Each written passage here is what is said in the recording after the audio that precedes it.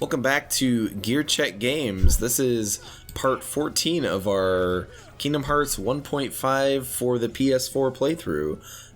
I'm just going to start you right off. What's that? We're just jumping right into the thick of it mid-battle. Yeah. So this is the part of the game where I know it's kind of ugly, but I had to use a little bit of editing magic to make the game a little brighter. Like, I was gonna say, is it just me or are the colors real washed out? Oh god, this is disgusting. Yeah, I'm sorry. Right, this is not color correction. It's just instead of black, now everything is gray. Okay, but would you rather not see anything or see something? I can't see anything either way. Well, if I couldn't see anything, at least I wouldn't have to see this. Also, did you just say this was gray? Well, it's like a gray... I don't know. This is very clearly Game Boy Green. Yeah, that's true. Well, it is now. See, this Trey was just trying to warn us that the next Kingdom Hearts game after this would be a Game Boy game.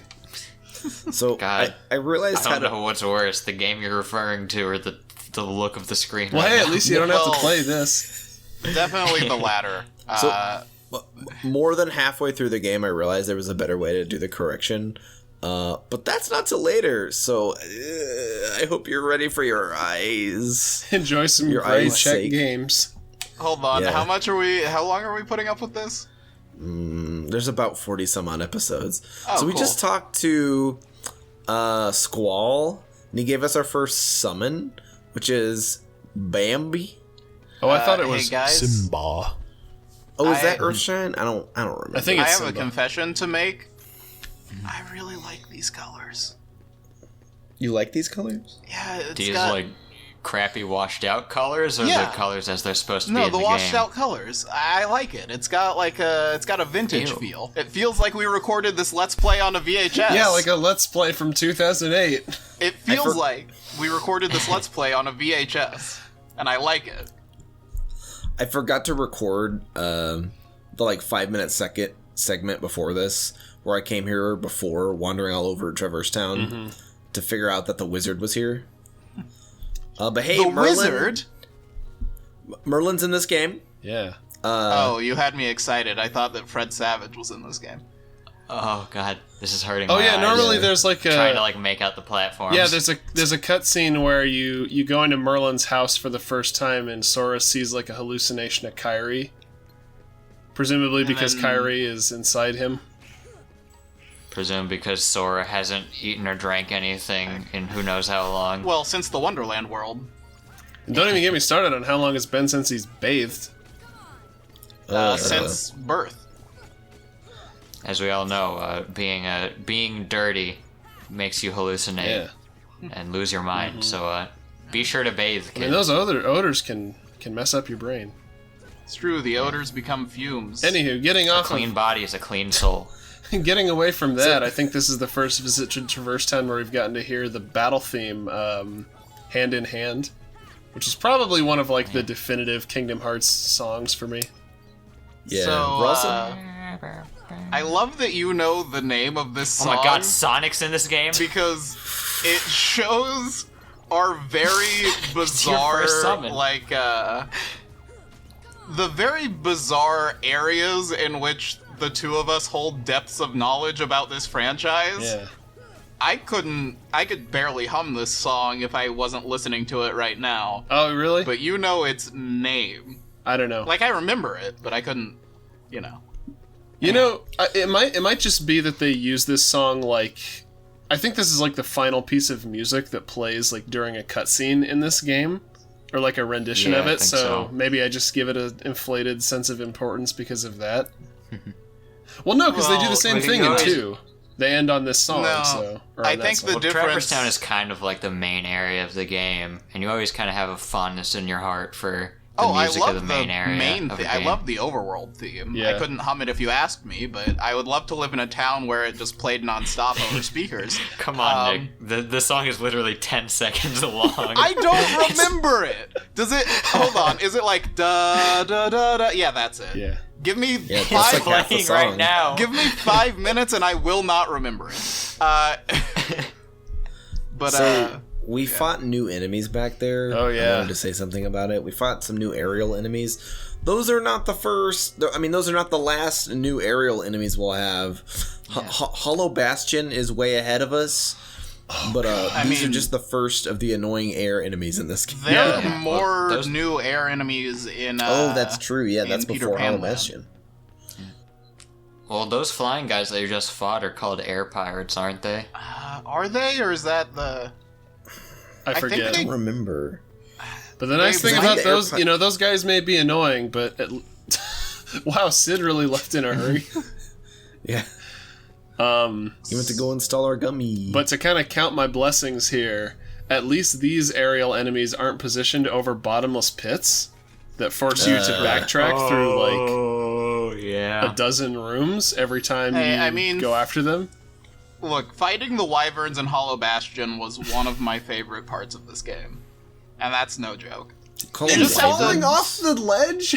You just have to bait them onto solid ground. Yeah, and yes, takes Trey, a long what time, else and would it's I call the annoying enemy called Wyvern, spelled W-Y-V-E-R-N? God. I always called them wyverns. Fighting the flying enemies in Hollow Bastion was like the one time as a kid that I actually used magic to fight. Yeah. I used magic to fight all the time. I took the stab. Because at that point, my impatience with having to wait for them to just decide to come over within reach and stay there so I could get like one hit on them overrode my just like insane need to preserve anything at all costs and always go with the free option. You realize magic is like cheaper than free.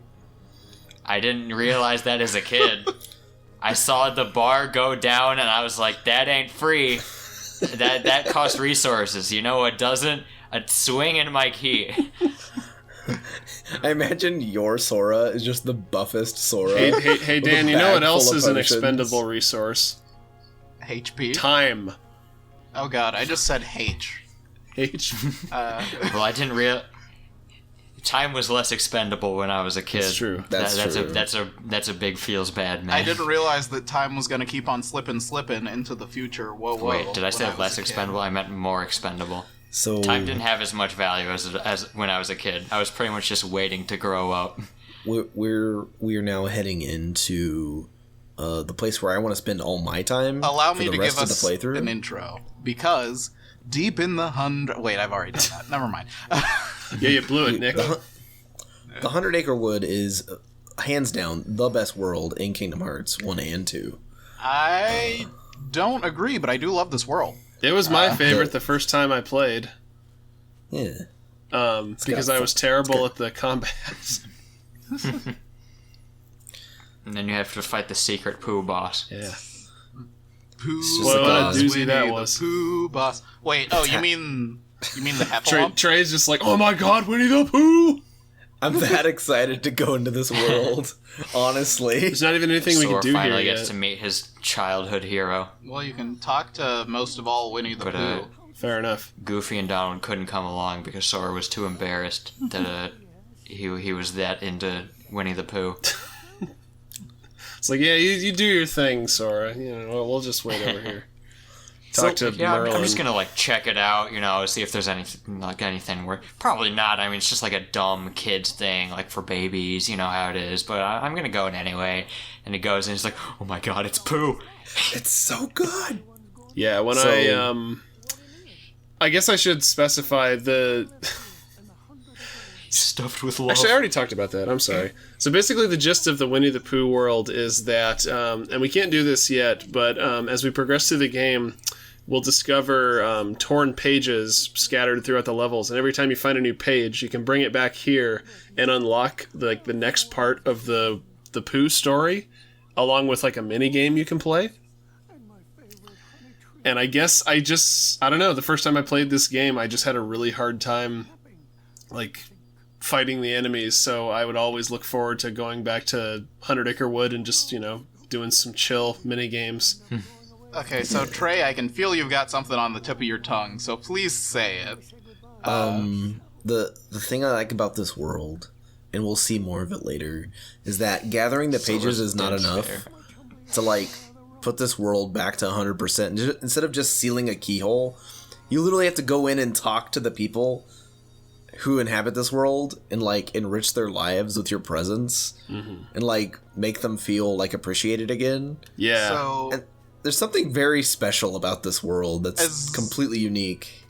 as much as I love this world, allow me to counterpoint that love by saying hide and seek. Hide and seek. Oh, the last one? The one in the muddy place? The one that's, like, impossible. I didn't have a problem with hide and seek. It's all the But jumping, that- man. The jumping. Yeah.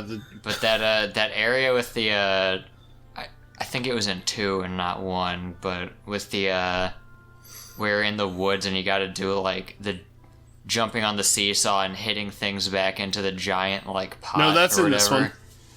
one. Is that in this Yeah. one? Yeah. God, That room was awful. confounded me so much.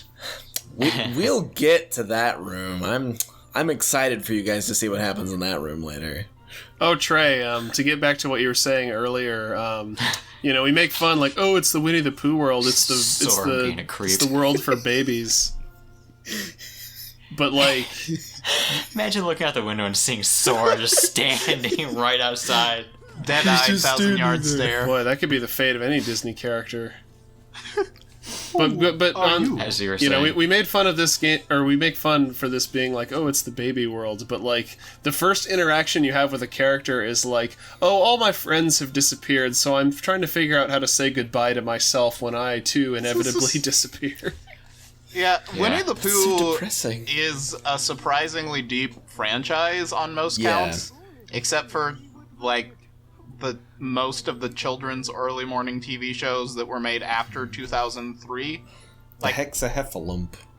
Like the Pooh ones is an with old the, man trapped in a teddy bear's body. the CG characters, and it wasn't Christopher Robin, it was the little girl, It was Christopher Lee. and they solved mysteries. But also, please give me Christopher Lee Winnie the Pooh. You've said it, you've spoken it, you've invoked the idea, and now I need it. It's just Winnie the Pooh wearing in the Saruman's hole. robes. Oh god, it's the Winnie the Pooh Funko Pop Cuckoo Clock. Get it away from me. It was ahead of its time. I wish there was a stretching minigame that you had to do with Pooh. That'd be really funny. Where he's got to do his morning stretches. What would you Isn't do? there Like a- Break out the Wii Fit balance push up and board. down on Yeah. the analog stick? Well, you Yeah, would just pretty much. you would just play DDR with a D-pad, like, you know. But I feel like that's a thing in like one of the Disney tie-in like rhythm games. Winnie the Pooh DDR. Well, I love Trey Winnie the just Pooh like doing stretches. donuts in the air here. It's the only place you could do this many donuts with Sora in, so I Does had it- to do it. I think this place has like kind of lower gravity or something. Yeah. So it's just fun to screw around with jumping around. Plus, it's the only area that you get this like zoomed out camera angle where you Yeah. can see everything. Well, yeah, you could kind of pick up on it with some of those higher jumps there, but the book is actually like on an angle. So later on, when we get glide, if you use Yeah. glide, Dude. you can. That's one of my favorite glitches in this game. Yeah, if you use glide You can while on infinite like the glide. 100 Acre Wood book map, you can like fly upward. He'll just fly off the screen. Yeah, or it looks like you're Like, flying never come upward, back but down. actually it's because the book is at an angle. I'd never done Yeah. that. That's interesting. Yeah. I guess it's not even a glitch, it's just like a weird quirk. Mm-hmm. Well, it's just, with like 3D isometric games, like I think they actually have to make the assets at an angle, Yeah. so that it like looks visually appealing. Like they did that with This Link is Between correct. Worlds. Everything. If you actually Yeah, look I at the was gonna models say they there, did- they're all they- like looks like they're getting blown in a tornado. They link between worlds, the storybook. Yes. All isometric games have isomorphic skew applied to their models. Speaking of tornadoes, we're gonna blow out of here into the next episode. Whoa! See you then. What a segue. Bye.